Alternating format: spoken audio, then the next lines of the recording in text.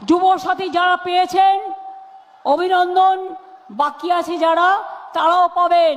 ইলেকশনটা ডিক্লেয়ার হয়ে গেছে বলে আমার ক্ষমতা ইলেকশন কমিশন কেড়ে নিয়েছে। একটা ভিডিও দেখুন, তারপর বলছি কবে আপনাদের টাকা ঢুকবে কি না ঢুকবে, ঠিক আছে? আপনার যুবসাথী যদি কেউ এখনো না পেয়ে থাকেন, দরখাস্ত করেছেন, তাদের হয়তো কোনো কিছুতে ভুল আছে বলে প্রসেস করছে, ওটাও তারা পেয়ে যাবেন।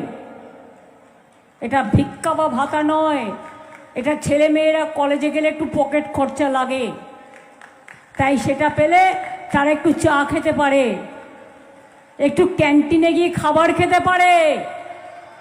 এটা মূর্খরা বোঝে না। তাই জন্য যারা যারা টাকা পাননি একদম, তারা হয়তো এই মাসেই 2 মাসের টাকা পাবেন। আর যারা টাকা পেয়েছিলেন প্রথম মাসে, এ মাসে আপনারা 6 তারিখ থেকে টাকা দেওয়া শুরু হয়ে যাবে। এ মাসে বার্ধক্য ভাতা, লক্ষ্মী ভাণ্ডার সব কিছু 6 তারিখের মধ্যেই টাকা দেওয়া শুরু হয়ে যাবে। আর যাদের যুবশ্রীর যাদের ব্যাঙ্ক অ্যাকাউন্ট ভুল আছে, তারা একবার গিয়ে বিডিও অফিসে দেখা করুন।